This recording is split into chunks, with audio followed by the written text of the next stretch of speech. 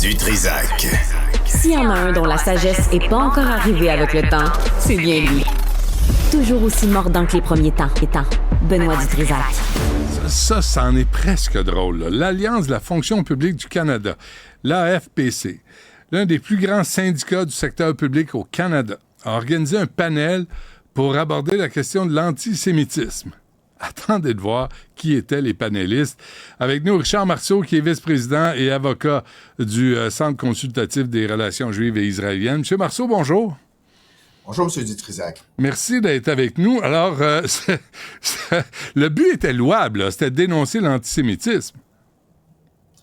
Le but est louable et si ce n'était pas si pathétique, on en riait, mais en fait, c'est triste, c'est pathétique et c'est aussi... Ça nous rend fâchés, là, c'est ce qui s'est passé. Ouais, attendez, D'abord, je veux savoir, est-ce que vous avez été invité pour siéger sur ce panel? Je n'ai pas été invité et personne de la communauté juive organisée, là, pardonnez-moi l'expression, le mainstream de la communauté juive a été invité parce que c'était justement le but était d'exclure les représentants de la communauté juive de ce panel-là. OK, juste vérifier, là, M. Marceau. Est-ce que Deborah Lyons, l'envoyée canadienne pour la lutte contre l'antisémitisme, a été invitée sur ce panel? Pas à ma connaissance, non. Non plus. OK. Alors, qui a été invité? D'abord, qui a été invité sur ce panel dans le but de quoi au juste?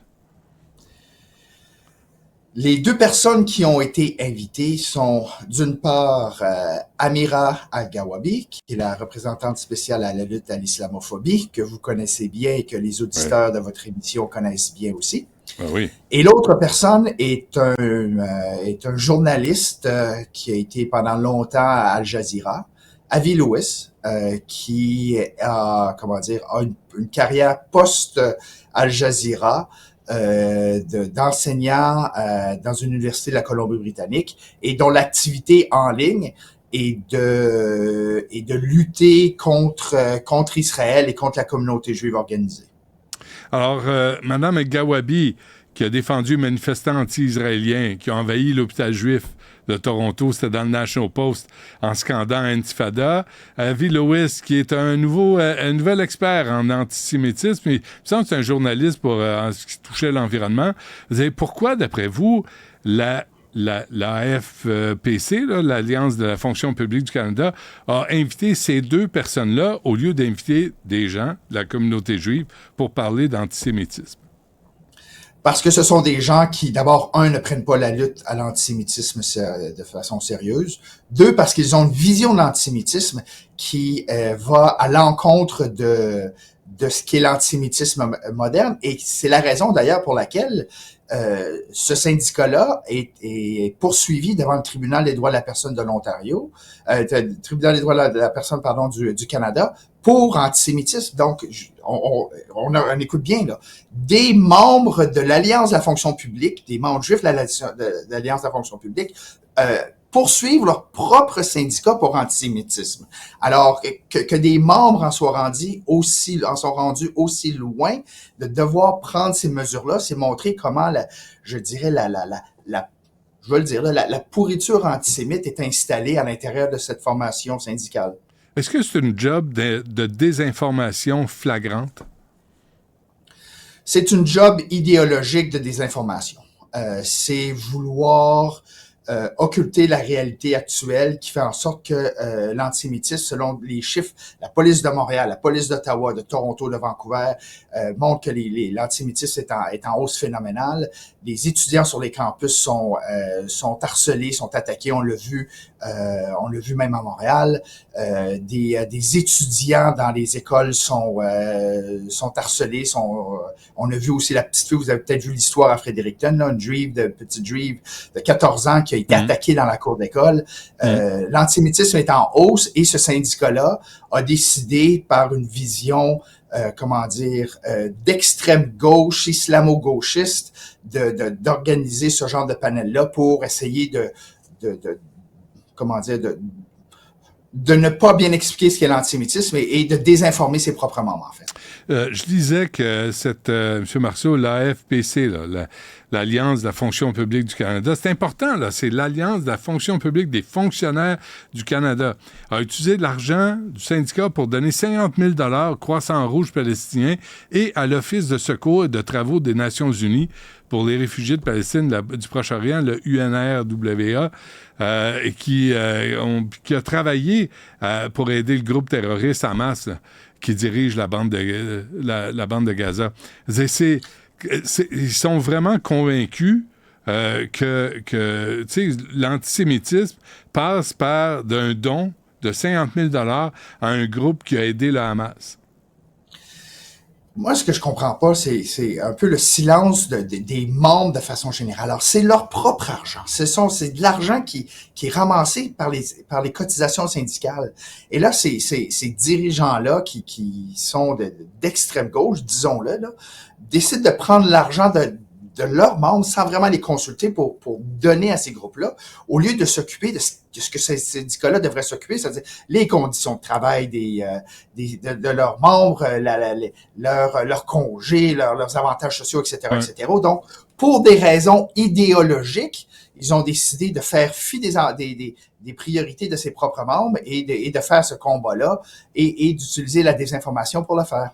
Avez-vous vu, juste avant qu'on se quitte, M. Marceau, là, dans Le Devoir aujourd'hui, là, il y a une étude par une chercheuse légèrement militante. 73 % des musulmans veulent quitter le Québec à cause de la loi 21. Et la chercheuse cite encore une fois Mme El-Gawabi, qui est très, très, très populaire chez les crinqués. Madame El-Gawabi, rappelons-nous, là, après le 7 octobre, a pris beaucoup de temps avant de condamner les attaques du 7 octobre. Et d'ailleurs, elle s'est fait poser la question au comité de la justice pas plus tard qu'hier à ce sujet, là, ou avant-hier. Madame El-Gawabi, là, on va se le dire franchement, là, elle avait été engagée pour bâtir des ponts. Tout ce qu'elle fait, c'est mettre le feu un peu partout, là. Et c'est un point tel que nous avons demandé la démission de Mme El-Gawabi. Le travail qu'elle fait n'aide pas à la cohésion sociale au Canada. C'est tout le contraire. Elle enflamme les passions avec son activité sur les réseaux sociaux. Et je pense qu'on devrait passer à un autre appel. Et le pire, c'est que là, les deux femmes, Mme Hassan et El-Gawabi, disent que il y a une montée d'islamophobie au pays au cours des 8 derniers mois. La situation ne fait qu'empirer. Évidemment, on joue à l'agresseur devient une victime. Là, c'est la meilleure stratégie dans ce cas-là. Puis on accorde beaucoup de crédibilité aux propos de Mme El-Gawabi. Là, on la croit sur parole, elle. Et pour certaines personnes la croient sur parole, mais comme vous l'avez dit, c'est elle qui a défendu la manifestation devant l'hôpital Mount Sinai à Toronto. C'est elle qui, alors que toute la classe politique canadienne dans son ensemble avait condamné la manifestation devant le Parlement à Ottawa parce qu'il y avait eu des débordements, elle a mis sur les réseaux sociaux, ce n'est pas quelques éléments minimes qui devraient entacher l'ensemble de la manifestation, alors qu'elle est la première à attaquer une société entière, le Québec, pour quelques gestes anti-musulmans. Puis on va se dire les vraies affaires, là, il y a au Québec, comme au Canada, comme toutes les sociétés, du racisme, antisémitisme, islamophobie. Tout le monde est d'accord là-dessus. Oh, là. Oui. Mais elle qui fait des généralisations très rapidement, quand ça fait son affaire, veut tout faire pour minimiser quand ça va de l'autre côté. Alors, à mon avis, elle n'amène rien au débat sur ces sujets qui sont pourtant très importants pour Montréal, pour le Québec et pour le Canada. Ouais. Qu'est-ce qu'on vous a répondu quand vous avez demandé sa démission? C'est resté lettre morte. Je ne crois pas que ce gouvernement veuille en faire sans jeu de mots leur martyr. Alors, je ne crois pas que le gouvernement, malheureusement, ira dans cette direction-là. Et à mon avis, c'est dommage parce que il y a tellement de choses à faire qui auraient pu être constructives, mais Mme El-Gawabi n'est pas la personne pour faire ça. Il n'y a personne pour rappeler à l'ordre l'Alliance de la fonction publique du Canada là, de cesser de sombrer dans la désinformation. Si tu veux un débat sur l'antisémitisme, invite Deborah Lyons. Là. On va avoir des chiffres, des chiffres réels, de la situation réelle, mais pas les élucubrations de Mme El-Gawabi. Et je rappellerai à M. Dutrisac que Mme Lyons n'est pas une personne juive, c'est une ancienne ambassadrice du Canada. Elle a été très impliquée aux Nations Unies pour défendre les femmes, notamment en Afghanistan, et Dieu sait qu'elles en ont bien besoin. Là. C'est une femme qui est reconnue pour son expertise, pour sa neutralité et pour aussi sa passion. Ça ne va pas nécessairement en contradiction. Alors, de ne pas avoir invité une personne d'une telle stature, d'avoir invité un troll tel qu'Avi Lewis et Mme El-Gawabi montre le peu de sérieux de l'Alliance de la fonction publique.